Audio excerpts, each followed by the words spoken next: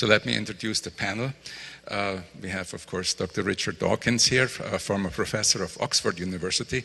He told me he is retired now because they have mandatory retirement in Europe still, and so maybe he can be even more prolific in writing books, what he did so far. Astounding what he has written. He is, I think, still a fellow of the Royal Society, which is, it's for lifetime. It's no retirement age, which is the equivalent of National Academy here. And he was Charles Simoni Professor of Public Understanding of Science at Oxford University. And as you know, he is still very prolific in writing a children's book, actually. Then next we have Dr. Anthony Pinn, who is from Rice University, a professor of humanities and religious studies. And he is also co-chair of the American Academy of Religion's Black Theology Group. Then we have Dr. Sikivu Hutchinson, who actually was educated at NYU. And she's now at UCLA and is also a fellow of the Institute for Humanist Studies and editor of Black Females Org. Not correct? Yeah. So for her, it's actually, what do we have now? Middle of the afternoon from LA. People always remind me of that, especially when they have morning sessions. Then we have Todd Stiefel, who had founded the Stiefel Laboratories of dermatology products, and now he's head of the Stiefel Free Thought Foundation. And then last not least, our graduate student, Mark Hatcher. He's vacillating between who should be his advisor, one of our professors down here or I. So thank you very much for coming and enjoy the evening. And then please, who wants to start the discussion? I'll do that, Dr. Graff. Thank you. Everybody, please give a hand.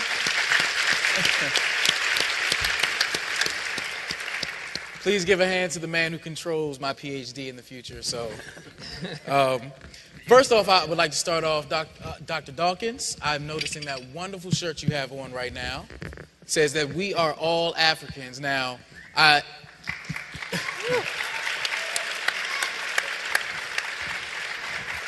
now that's easy for you to say. You were born in Kenya. So, for those of us not born in Kenya, could you please explain why we are all Africans? I'm a fairly recently retired professor, and I'm professorial enough to draw on this convenient whiteboard here.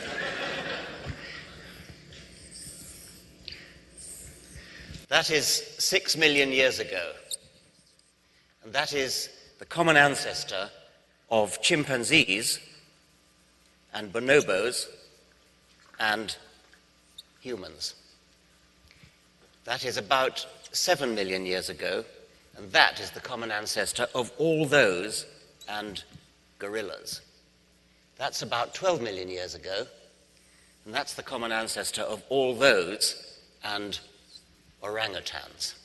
Orangutans, as you know, are Asian apes. Gorillas, humans, bonobos, and chimpanzees are African apes. Darwin conjectured, long before there were any available fossils, that the right place to look for human fossils was Africa, and he worked that out by pointing out that humans most resemble the other African apes, namely chimpanzees, well, they didn't call them bonobos in those days, and gorillas. The reason that we know approximately the date of the common ancestor is molecular evidence comparing the genes, comparing the proteins of these various animals. It's possible to calibrate the date at which a common ancestor happened, and we can date the common ancestor of humans and chimpanzees and bonobos at about 6 million years ago. Unfortunately, there are no fossils down this line here, possibly because they're forest-dwelling animals. Nowadays, unlike in Darwin's time, there are quite a lot of fossils down this line here, and they're all in Africa. We've got the genus Australopithecus, sort of about halfway down, Ardipithecus there, and Homo habilis there, Homo erectus about there, and then Homo sapiens, archaic Homo sapiens there, and then modern Homo sapiens there. Lots and lots of little branches, quite well documented in the fossil record here, all extinct except the last one, Homo sapiens. You may have heard the phrase out of Africa. There were two out of Africas. Homo erectus, about a little over 1.5 million years ago, left Africa and colonized Asia and Europe, and arguably Indonesia as well. No, not arguably, definitely Indonesia. That's the first out of Africa. The second out of Africa is very recent, probably less than 100,000 years ago. If you look molecularly, if you look at the molecules of modern human races, they are astonishingly uniform, and such variation as there is mostly within Africa. So that suggests that the deepest divides of cousinship in our species are within Africa. The whole of the rest of the world is a very, very recent branch off the human species. If you look at the amount of variation in the human species genetically, it's extremely low. We are a very, very uniform species compared to other species, even chimpanzees. It's been said that if you take two chimpanzees from the same forest in Africa, they're likely to be more different from each other genetically than any two humans in the world. It's a bit surprising when you consider that we, to our eyes, at least look more different. But the genetics is very clear that we are an astonishingly uniform species. We are all one species, one very uniform species, and we originate very recently in Africa. We are all Africans. Thank you. Thank you, Professor Dawkins. Now, this is a forum on science and faith in the black community and in the community in general, because we're black, but we're Africans. You're white and you're Africans. You're Hispanic, you're Africans. We are all part of the human race. So what we want to focus on is, at first, we want to focus on the science of part of this conversation. And I asked some of my wonderful colleagues at Howard University to type up some questions. And most of the questions that I will be asking tonight will be coming from the wonderful students of Howard University, the real HU. I had to stick that in there. Now, Professor Dawkins, I often hear gross misconceptions of the scientific method and the rigorous verification process that hypotheses must go through in order to be generally accepted as true. Many people believe that scientists can effectively bend information into what they want to be. Can one of the scientists on the panel describe how information is effectively tested, reviewed by peers, and reported? Shall I do that? We're all human, and scientists are human just like anybody else, and are fallible, and as human, scientists have their biases. But science is relatively unique in that it has built into itself, built into its procedures, methods of getting rid of bias.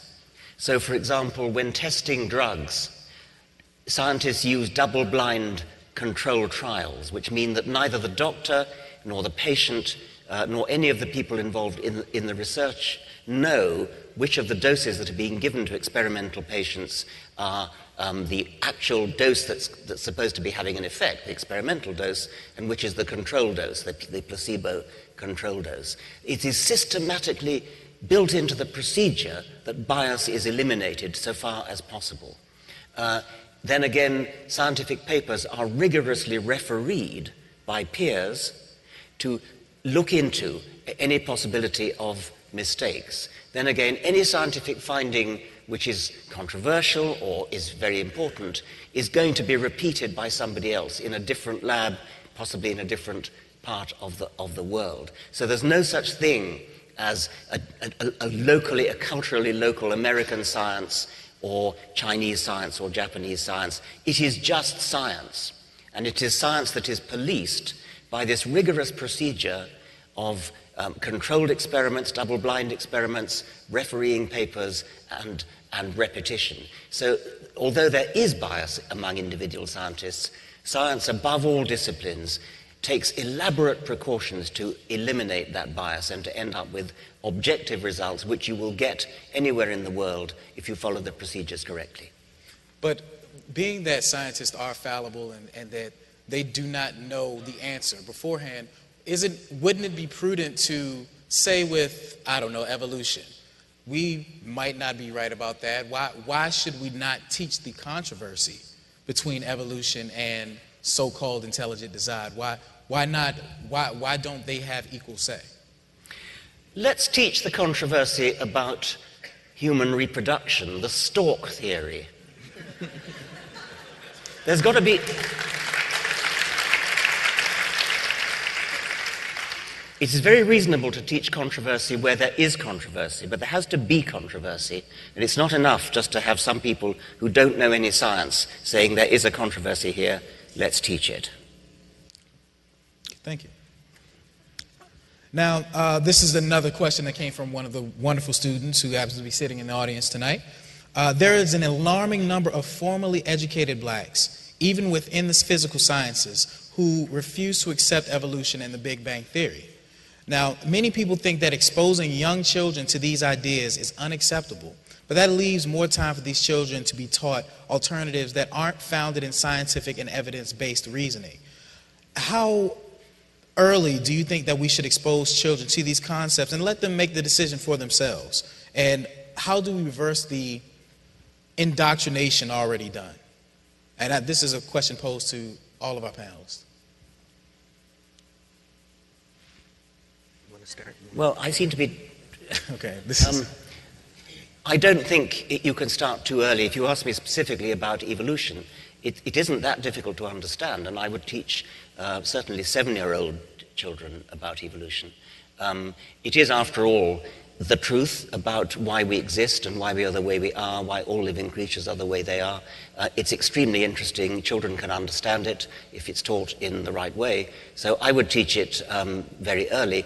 What I would say about indoctrination, though, is let's always try not to teach people what to think, but teach them how to think. And teach them skepticism, teach them the rigorous method of thinking through doubting, testing. Don't say, you will believe this because it's true. Say, you should look at the evidence and decide for yourself. And in the case of evolution, if you do look at the evidence and decide for yourself, you will decide in favor of it. And I would say that looking more specifically in terms of the landscape for African Americans, what's at stake for African American young people in a global context where increasingly young African Americans are at risk because they don't have the kind of educational moorings, if you will, within rationality, within skepticism, within critical thinking, by virtue of the deficits within American public education, whereby you have urban schools that are really besieged with the regime of high-stakes testing, with the regime of basically teaching to a test that does not critically involve science literacy and science education, at least on the K through 8 level. So you have that dynamic of disparity in terms of access and equity, a dynamic that is going to be really detrimental, for African Americans when they move into academia and when they move into professions, in terms of trying to move forward into professions that are science and rationality based. And we know that there are approximately only 6% of science and engineering graduates that are of African American descent. And that was based on 2009 statistics. And that's egregious when we consider that there's 11 to 12% a proportion of African Americans within the United States population. I think it's important to reverse that question in terms of why would you not teach evolution to children? Typically, the basis for not wanting to teach something like that would be a fundamental denial of reality, typically a religious-based one. So, well, religions also teach that the sky is as solid as iron, that there's a firmament, that the earth has four corners. Well, those are in conflict with the current scientific understanding of the world. So should we not teach about space to children? Should we not teach geography to children? Because that also is in conflict with the religious beliefs of texts, which frankly were not written at a time where there really was a science, and that was the best explanation they had at the time. If we attempt to take texts that was written before the scientific method was really even developed and use that to explain modern science, we're going to get ourselves into a heck of a lot of trouble. But you've got to understand that a lot of I think the prevailing view is that it's metaphor, that it's poetic. And how do we decide what's poetic and what's real, what's metaphor and what's real? How do we impart that message that there weren't pillars holding up the firmament of the earth? And I think that question is answered by evidence-based challenging of hypotheses. So now we breached a little bit into comparing science and faith a bit. And Dr. Penn, I wanted to ask you, in comparing theology to science over the last 100 years, what are the advancements that theology has brought to humanity, and what has science brought? Which of the two have contributed more to advancements, and on the flip side, which have contributed more to suffering? In part, the question's a bit unfair, right? Comparing theology and science, you're asking theologians, you're asking them to bring knives to a gunfight, right? We have that with theology and with science, you have both interested in the who, what, when, where, and why questions, right? But for the theologian, those questions are addressed through they're addressed through the retelling of particular stories, right? That theologians, in large part, are not raising critical questions concerning the world. They're simply unpacking how particular faith stands have understood the world. Most folks will think of theology in very simple terms as God talk, right? And it doesn't involve this kind of critical engagement. It's a way of safeguarding and advancing a particular faith stance. It's the voice of a particular religious community. Right, so if you want to press for a positive out of theological discourse, the best that you can say is that it has allowed for certain forms of survival. But then you have to ask the question, is that sufficient and at what cost? Right, so for example, theology in addressing issues of moral evil, whether you have in mind racism, sexism, whatever, right? In large part, the modern theology has addressed these sorts of questions through something that I refer to as redemptive suffering arguments, right? That you have these negatives taking place, racism, and that out of this negative comes a profound positive. In churches, you'll hear it put this way: no cross, no crown. The idea that out of this misery, you don't have to correct for this misery, because out of this misery comes something that's inherently positive and useful, right? On some level, it has promoted a certain type of survival, but at tremendous, tremendous, tremendous cost. And in part, that cost has been a surrender of subjectivity of full humanity. What science has contributed is quite evident, quite clear. So I would say, just to be sort of devil's advocate, yes, there's been a lot that's been sacrificed in terms of subjectivity. But, I mean, we know that religion has been a kind of bedrock for civil and human rights resistance, not just for African American peoples, but, for peoples globally. And that womanist theologists would say that the firmament of the God concept has really allowed us to establish some degree of subject position within Holocaust conditions, within even patriarchal and sexist conditions. It's conferred us with a voice, an authentic voice that we might not have had, if we did not fully subscribe to this notion of a supernatural, eternal reward, redemptive suffering, if you will.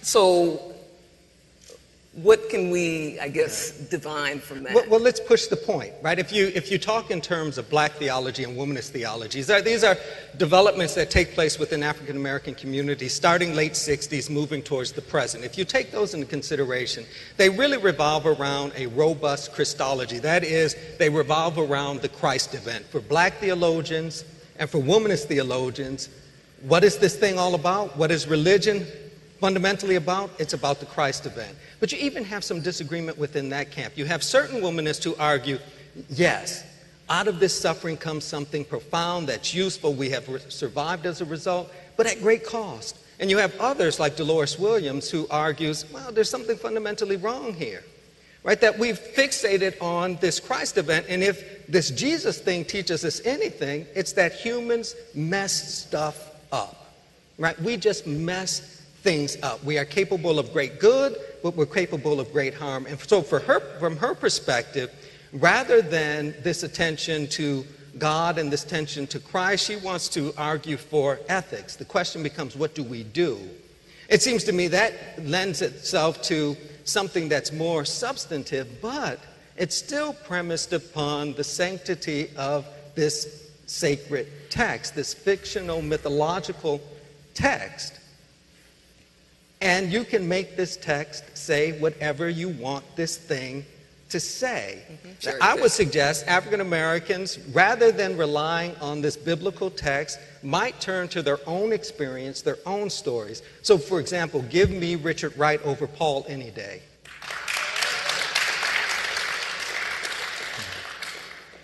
Now, Would it be fair to say then, to summarize, that science has contributed a lot in the last 100 years and theology has contributed precisely zero? Well, let me ask. To be fair, let me ask: what would the abolitionist movement have happened without religion? Would civil rights movement happen without religion? Well, and you can answer that simply, that Frederick Douglass, right? Certainly, if nothing else, agnostic, right? If you read the autobiographies, we have Frederick Douglass, who is not a huge fan of Christian faith, right? Mm-hmm. Civil rights movement, we talk in terms of Martin Luther King Jr., but we forget about folks like James Foreman, who argues that as a student, he lost any reliance on the idea of God, that he understood as a college student that it was all about us, period, right? So you've got this kind of humanistic and atheistic perspective within the struggle for civil rights during the mid-century, but we tend to ignore those voices and make this a story about the movement of churches and church figures, which in itself is an act of bad faith. It's a problematic move that even if you listen to Martin Luther King Jr., he argues these churches were not involved in large numbers, right? That they weren't giving money. They weren't stepping out there, right? So we've surrendered the civil rights movement to a theistic orientation over against the evidence, right? And as a result, we failed to take into consideration how folks who are not theists, who are atheists, who are humanists, who are agnostic, have also pushed for quality life for all. Well, we can, and I'm going to go a little off script here, but people will argue that the Christians that aren't living up, or the Muslims that aren't living up to their peaceful decree, they're just not being true Christians or true Muslims. They're not living in Christ. Now, how can we be moral if we do not have a theistic guide, a Bible or a Quran? Where would that how would science explain the morality that seems to be innate in everyone, that pain that we see when we see suffering on TV, that ache that we get inside? How does science explain that? But you also have to address the flip side, right? That in the name of God or gods, you have atrocious activities taking place. So you can flip this and ask the question, how can you behave morally and ethically with respect to folks who don't fall within your group if you believe in God?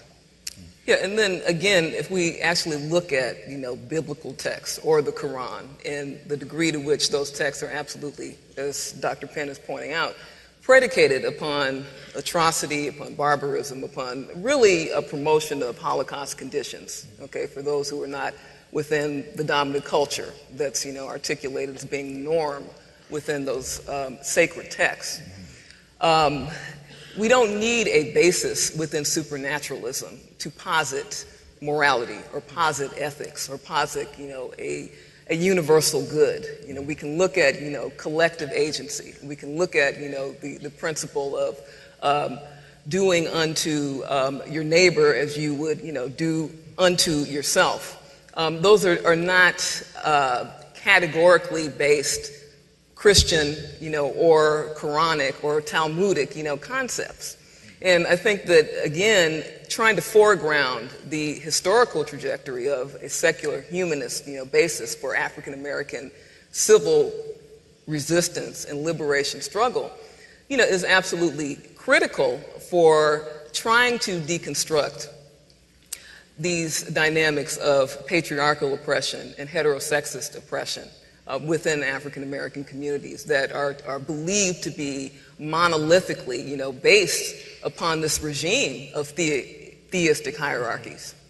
We all use a level of ethics that comes from beyond our religion. For example, just in our interpretations of sacred text, we have to take ethics that is outside of the religion to interpret it. So, for example, we take Leviticus and say, the ban on shellfish is foolish. We should be able to eat shellfish. We also look in Leviticus and see the advocations of seeing that there's a allowance of slavery directly in the Bible, and it's repeated throughout, and yet we know that's wrong.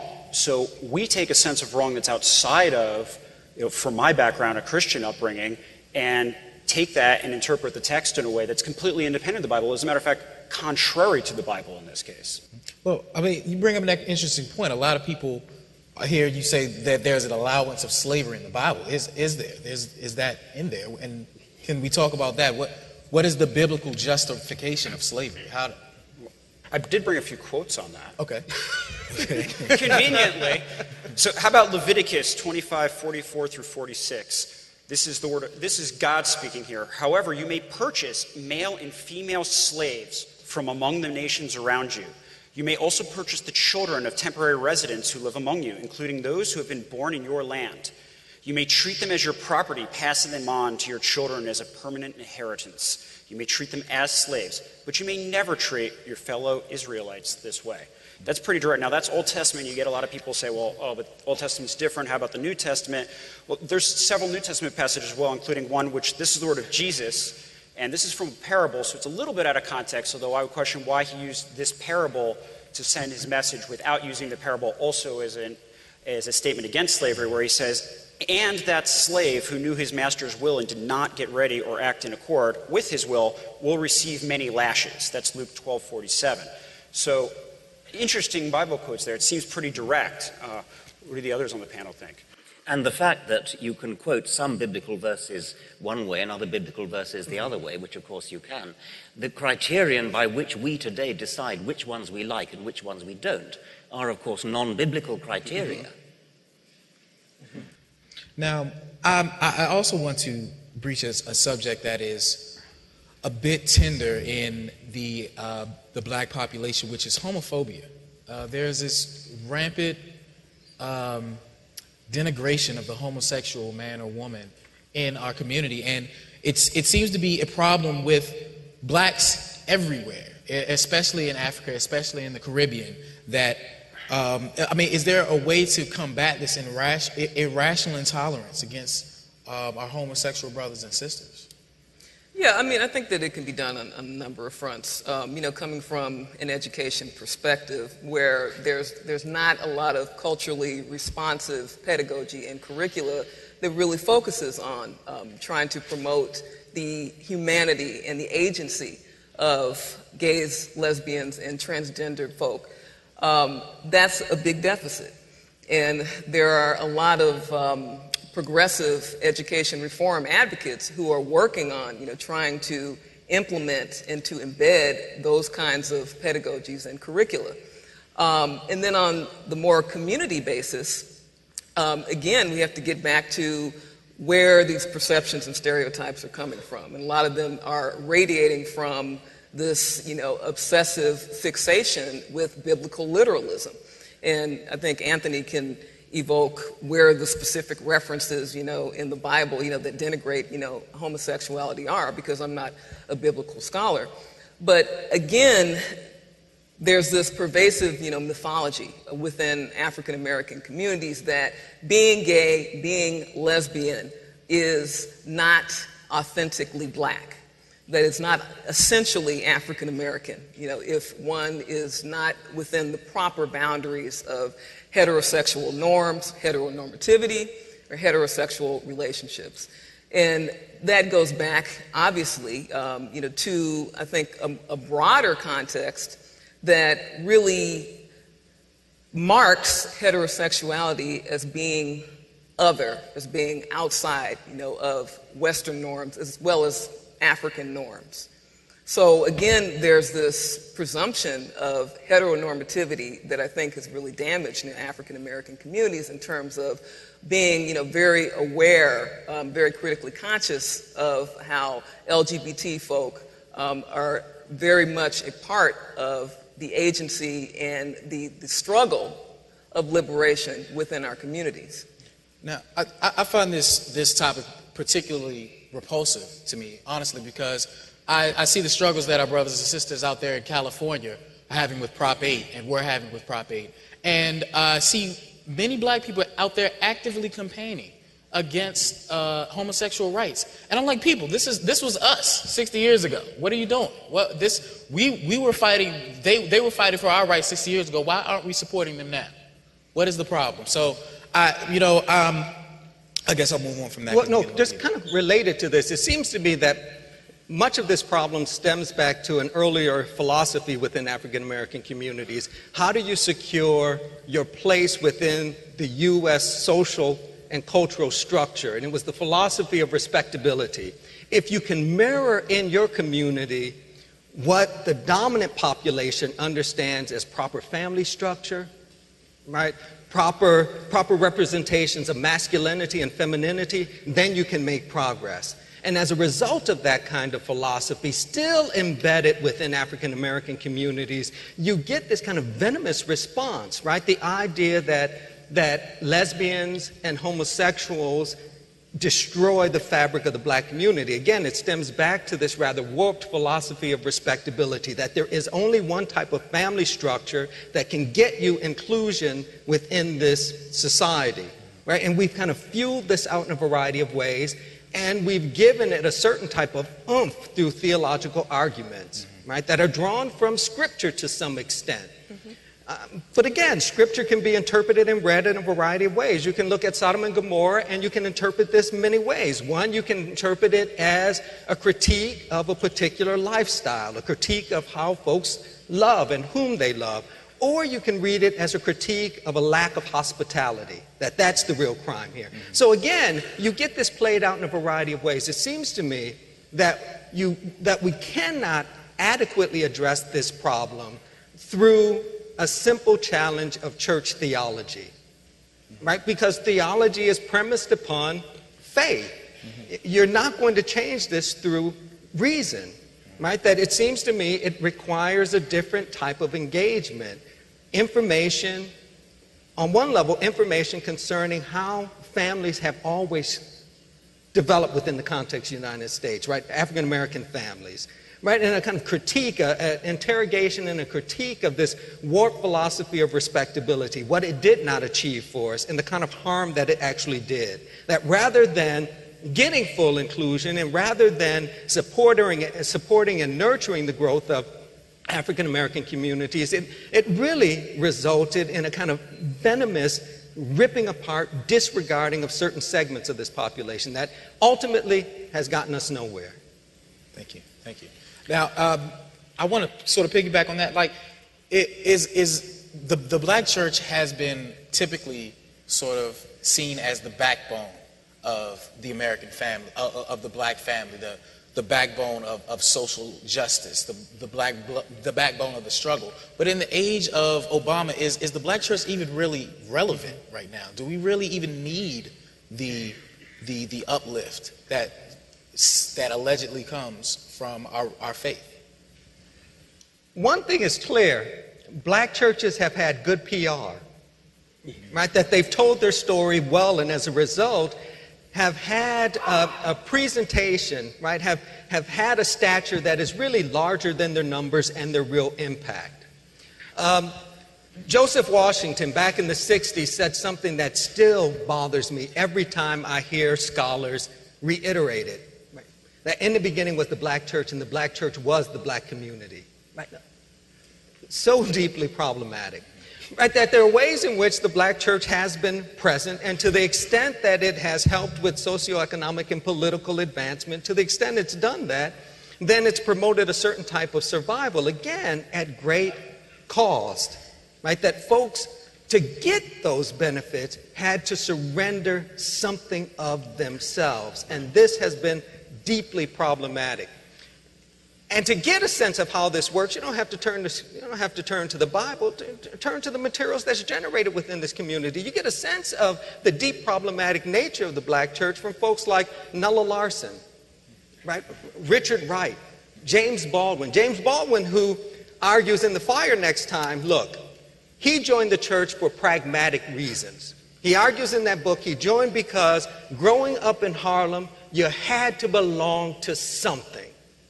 And he says growing up in Harlem, he could belong to the pimps, the drug pushers, or the church. He picked the church. Right? But he later leaves recognizing that life needs to be much more robust, much more complex, much thicker, more reasonable and rational than the church allowed. Right? Again, the church has had tremendous PR, but I'm not quite convinced that it has really done a tremendous amount to advance African Americans within the context of this country and beyond. What we get with President Obama is an opportunity to reevaluate and interrogate the value added by these churches. We've had this opportunity, in large part we've lost it, but we've had an opportunity to reevaluate what these institutions have actually done. Right? What they've done to advance us and what they've done to harm us. And it seems to me they've done more harm than they've done good. Yeah, and I think that testimony to that is the emergence of the megachurch movement, within African American communities. And of course, front row and center is the latest controversy with Eddie Long, the bishop of New Birth Missionary Church. Missionary Baptist Church. And Long is basically a professional homophobe, has been on the front lines in opposing marriage equality and same-sex marriage, and has been a very vocal advocate of a kind of hyper-masculine cult of heteronormativity, that calls on black women to submit to the glorious patriarch in the name of the Father and the Son and the Holy Ghost. And so that kind of movement, within the Black Church Foundation has been, I think, really insidious with regard to advancing what has been the historical legacy of civil resistance and liberation struggle, intersectional liberation struggle within African American communities, meaning feminist, anti-homophobic, anti-heterosexist liberation struggle. That's not just part of a theistic tradition, but is also part of, as Anthony pointed out, a secular humanist tradition. That was advocated by thinkers like Langston Hughes and James Baldwin and Nella Larson and Zora Neale Hurston. That is really repressed within the official histories of our culture. And so the whole Zora Neale Hurston, by the way, was a Howard student. I just wanted to comment on that. There we go. Okay, I'm sorry. Little product placement. Yes, ma'am.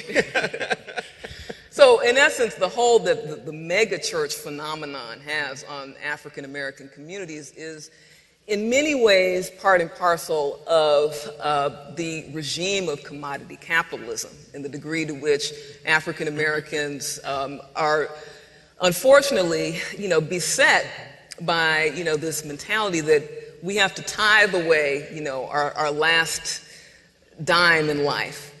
We have to devote, all of our social and cultural capital, to this institution that is not really putting anything back into our communities to make them sustainable, not just on a day-to-day basis, but within a macro basis, in terms of the degree to which our communities are so entrenchedly segregated and so beset by issues like over-incarceration, by the epidemic dropout that we see in high schools, in middle schools, in African American communities.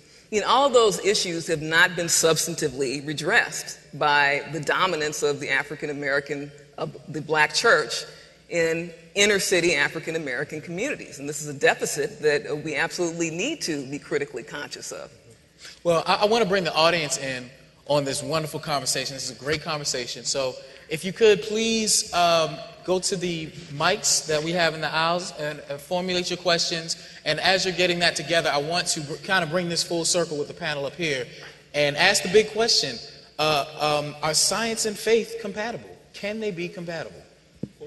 I think that science and faith as concepts are completely incompatible with one another. Religion is essentially a system of belief that is founded on either not looking at the evidence or ignoring the evidence, and is based on you must have faith regardless of what you see, whereas science is the exact opposite. Science is a system that must require testing, it must require the ability to prove something wrong, and it's systematically designed to disprove things and ignore and cast aside faith. So I think they're diametrically opposed. That said, there are situations where in an individual they may be able to coexist at that individual level, but only in terms of when the person takes their religion and pushes it aside when it comes to the science. So you can have a person of faith who's a great scientist, but those people always ignore their religion when they're doing their science work, or they will fail in that regard.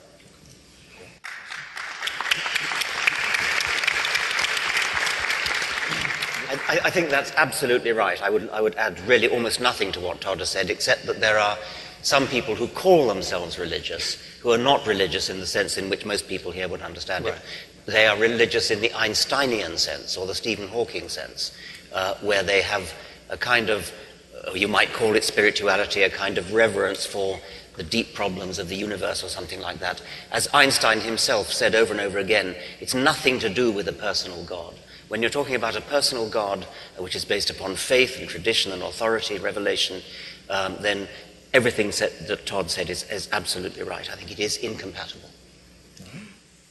Okay, thank you for this. Now we open the floor to the audience and we alternate the microscope. So ladies first, please. Hi, I would just like to say, Mr. Dawkins, I'm a huge admirer. You make me proud to be an atheist, and because of you, I see everything in evolutionary terms, and I thank you so much for that. I would like to bring up that a lot of the black community fails to recognize that, to put it in a bad way, that the white man forced their religion on the black community, and they were not Christians before, and when they were brought here, they were pushed into this religion that really was made by their aggressors. And I was wondering, what do you think about that? Yeah, it's a complex dynamic because there are a lot of nuances there in terms of African American acceptance, if you will, of Christian dogma.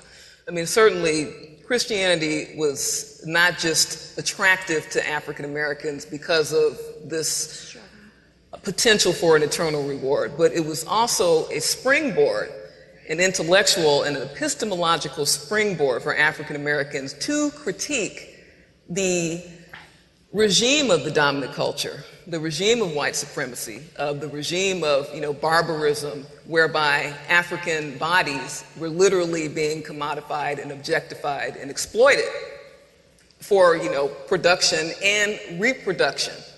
So it was a means of allowing African Americans to achieve voice and to achieve resistance, again, within brutally terroristic Holocaust conditions. So that's one nuance. But again, if we look at that tradition, and particularly within, the abolitionist perspective, there were thinkers, as Anthony pointed out, like Frederick Douglass, who actively, deconstructed religiosity and actively critiqued white Christian hypocrisy, and also critiqued African American investment in the iteration of, white Christianity, vis-a-vis trying to reach this eternal reward and achieve, some kind of moral bearing, if you will, through the promise of redemptive suffering. And so you have that tension there within African American social and political and theological discourse, if you will, whereby there is this active attempt to deconstruct, to look at the degree to which Judeo-Christian tenets, were compatible with an Enlightenment notion of Africanness as being the savage other, as occupying the space, outside of the civilized self or the universal subject, of European civilization and European culture.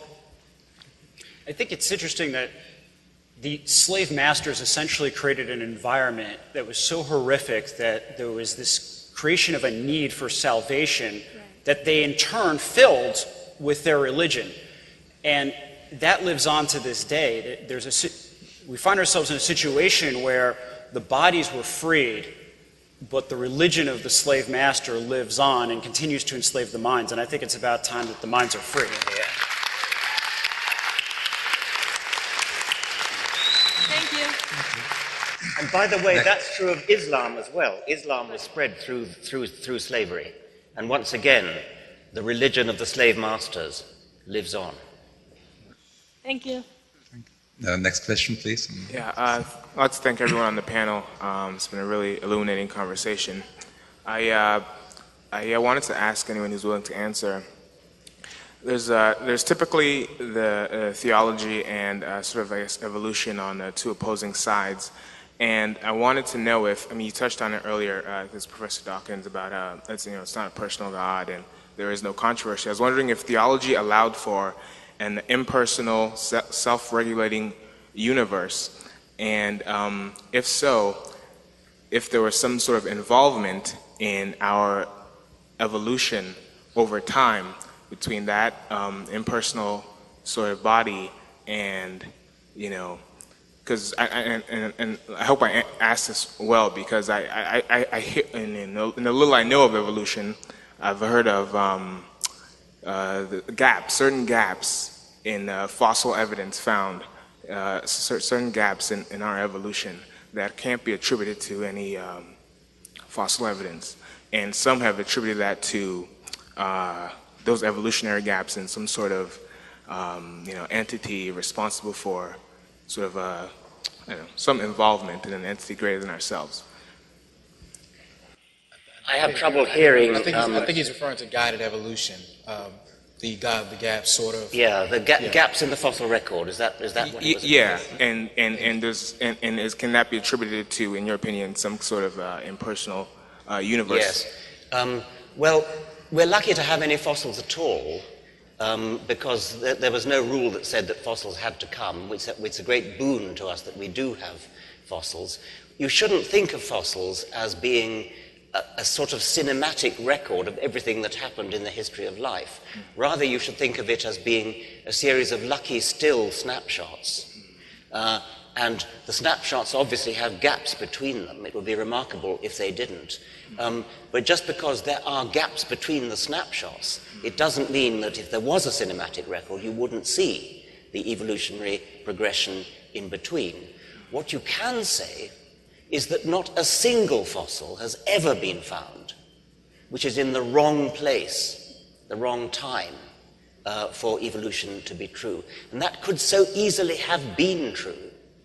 It could so easily have been. Evolution is very vulnerable to disproof, because it, as J.B.S. Haldane famously said, it would only take one rabbit in the Precambrian to utterly disprove evolution. Nothing like that, nothing remotely like a rabbit in the Precambrian has ever been found. The fact that there are some places where nothing has been found doesn't really signify one way or the other. It would be nice if it were there, but it doesn't matter. Even without a single fossil, if there were no fossils anywhere in the world, the evidence for evolution would be totally secure, because it comes from other sources comparing modern animals and plants, comparing their anatomy, their biochemistry, looking at the geographical distribution. Everything is exactly the way it should be if evolution were true. I guess to sort of summarize, evolution does not disprove an entity, it does not disprove a theology, but it certainly makes a God unnecessary. There's no reason for a God. We can see how things naturally occurred. No God necessary. Okay, next question, please. Thank you. Well, after you just said that, I had another question, but I often ask people, what they believe and why. And I ask some young men that don't go to church. And I ask them, do you believe in God? And I do that just to see if that person does believe. And almost always they say, young African American men, yes, I do. So it doesn't matter if they're in prison or if they've never gone to church since they were 5 or whatever. They all seem to say, yes, I believe in God. They don't know why. All right, and I'm beginning to think that we are afraid to actually say that I think something different. It's that idea of acceptance that you mentioned earlier. Is it and my question is, in the African American church or in our society, are we just afraid to embrace the science? Do we feel we won't be accepted by anyone else if we say, maybe evolution's right and not necessarily my preacher? I know in certain cases that it's not that blacks are afraid of accepting it, it's just that the science is never presented to them in the first place. They're shielded from it. Well, I almost disagree with that because, but maybe it's just a different case. I look at myself. I come from both a Hebrew tradition and a Catholic tradition, but from both parents. And I learned both of them, but by the age of 6, I said, this can't possibly be right. And I went and looked for the science myself. And, well, maybe because it was available to me in books, but I went and I read. And it's available. It's there. It is available. And I'll tell you from just from my own personal experience. I grew up in Prince George's County, Largo. Okay? I grew up in Prince George's County, and I went to great schools out there. I had a wonderful supporting cast of a family, and I was well educated. I didn't hear my first word of evolution until my freshman year of college. Wow. I mean, it might have had something to do with that. I was educated half the time in Catholic schools, but half the time, the other half the time, I was in public schools. And I mean, the information, it wasn't in front of me. It wasn't out there. I didn't hear my first word until Bio 106. So no Mendel, no biology, no, when you're biology, confronted yes. with, Evolution, when you no. see biology, when you learn biology, when Can I just cut in here? Yeah. Let's well. Yeah. No, it's okay. Yeah. Can I ask a question? Sure. Yeah, take your privilege, your microphone. A few years ago, Newsweek had a study, and they surveyed all countries in the world according to their secular belief, secular development, or animistic belief, and their technological and development in a society. And they found out, for instance, that countries like Burkina Faso, Haiti, had a lot of influence of animistic traditions and very low technological development, so basically no secular society. And then of the top range were countries like Sweden, Norway, Finland, Japan, very high technical development, very secular societies. And you had the European countries where they should be. And guess the only outlier was what? Right. United States. United States, high technical development, and in terms of influence of religion and non-secular society, they were worse than Turkey. Even Israel is more secular than the United States. So my question is, how do you explain that? And how do you explain the hyper-religiosity of the U.S. versus yes, well, other because they are more developed less secular than Turkey. I mean, Turkey is more enlightened than the United States. Yeah, well, I think, okay, if we look at contemporary politics, I mean, certainly we're all familiar with the aegis of the religious right in this country and the degree to which the religious right, has really hijacked the whole discourse around public morality and values, and the degree to which the religious right has really been an arm of the GOP, of the Republican Party, and has been able, to establish public policy that is more or less theocratic in basis, in terms of really eroding, the wall between the separation of church and state, in terms of, implementing really egregious policies like faith-based initiatives and all the other government subsidies that are conferred upon religious organizations. So I think that we have to look at politics and then the Judeo-Christian origins and emphasis of the United States, with regard to Puritanism and Protestantism and the degree to which those have really been, imminent, unfortunately, forces in, defining mores and cultural ideology in the United States. Well, I acknowledge that, but it's still puzzled. But in any case, let's go to this side now. Hi. Hearing your anti-slavery rhetoric earlier is ironic viewing the largely non-Howard audience here. I was wondering how welcoming is the atheist community to Black thought, and as well as is being able to be atheist just a symptom of white privilege to be allowed to reject a higher power for idealizing themselves through atheism? Thank you.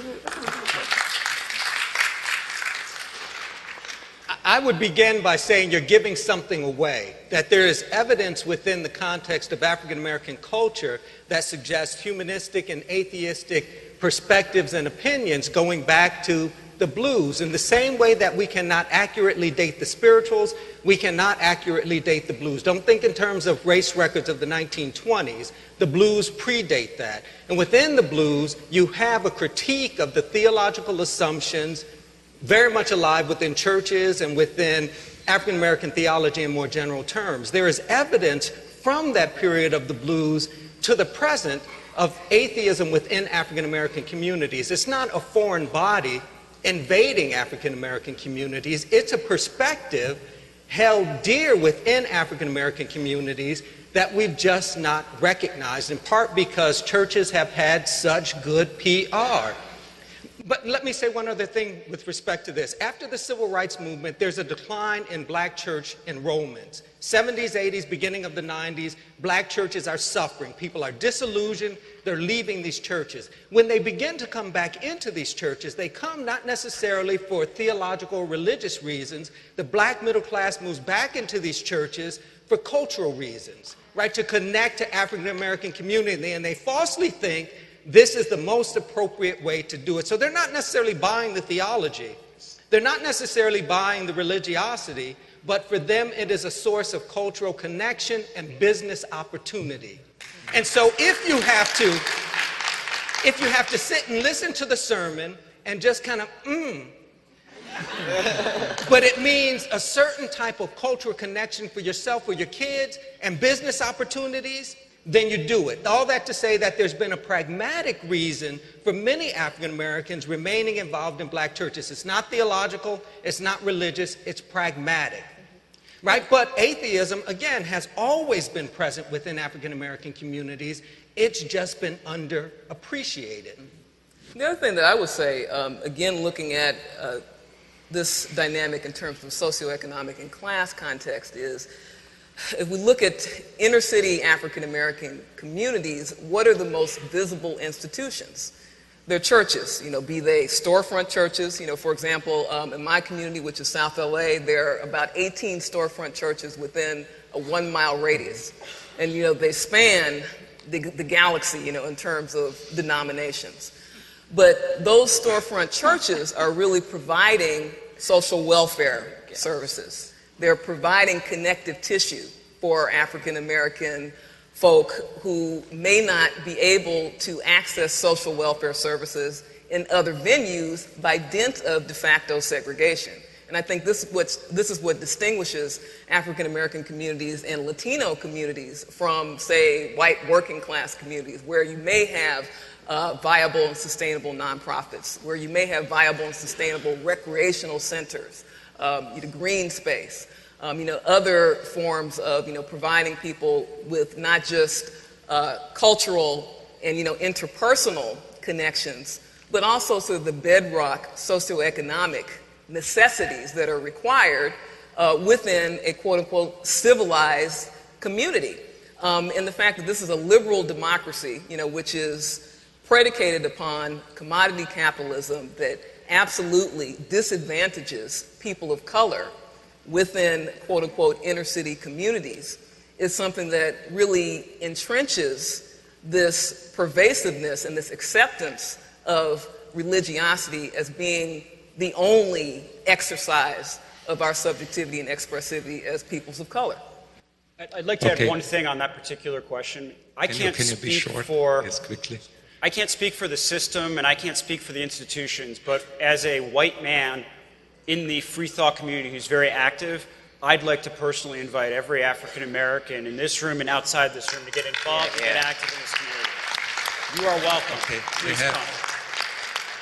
Maybe time for one more question. If you're very quick, we can put in 2 questions. Cool. Good evening. My name is Daniel Coates. I'm a student here at Howard University, and I want to personally thank all of the panelists on the stage today. I think this dialogue today was very stimulative and very relevant. And in the future, I want to help advance this dialogue in the community and in the Christian church.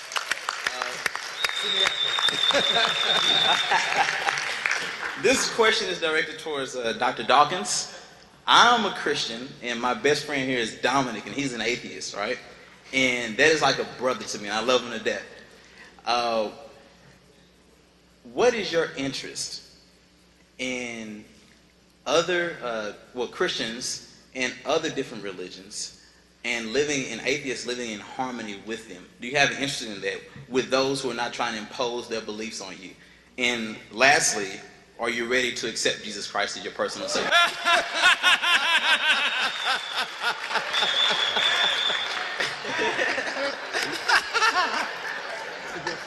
My interest.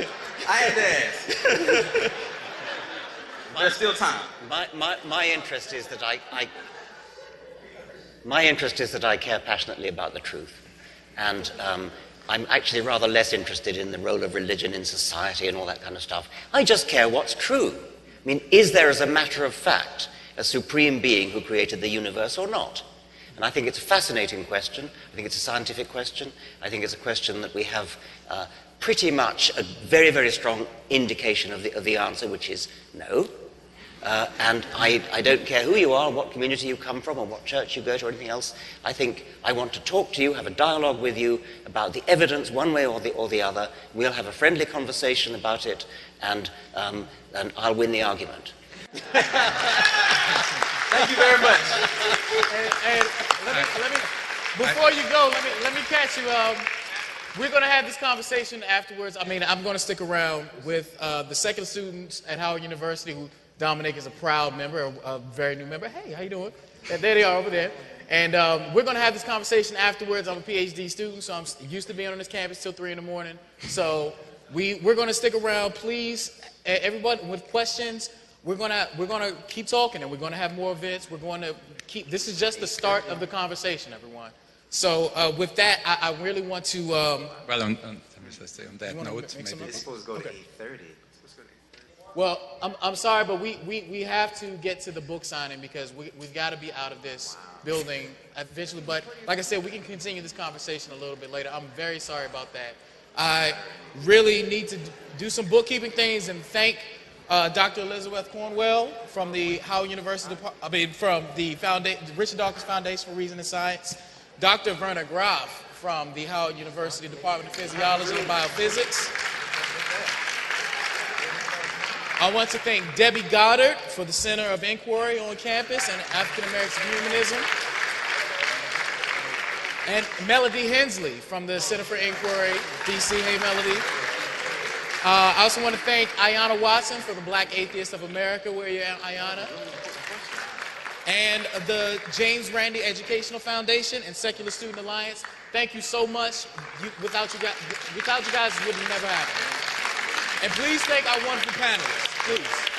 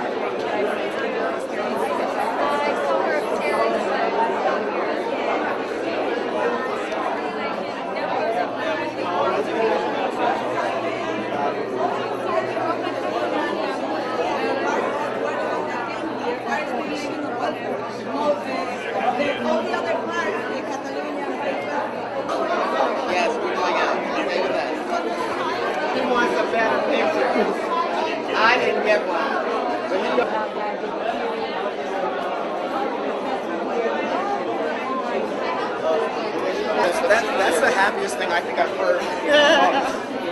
Thank you so much. Thank you so much. Giant sale in Ireland, do you remember? Thanks very much. Are you in Ireland? No, I'm not. I'm just here in DC. Thank you. Thank you.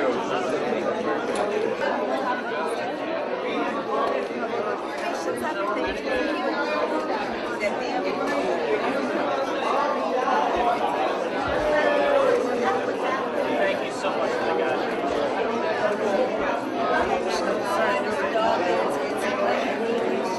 I traveled all the way from North Carolina to be here because they're all sold out in North Carolina. So I just wanted a photo, if that's okay. Thanks a lot.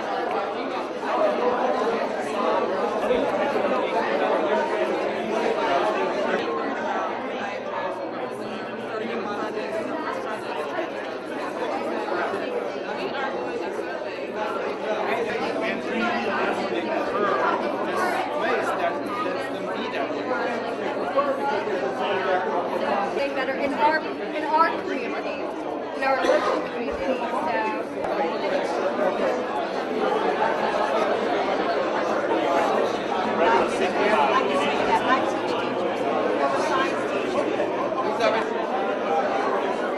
Give us your address, email address, and zip code, and free magazine. My name is Walter. Nice to meet you. I'm from Argentina. I really love your culture. Great. You want a second plate? Okay, awesome. Mr. Richard, please. One more, buddy, please. One more. Thank you very much. Let me shake your hand. Thank you very much.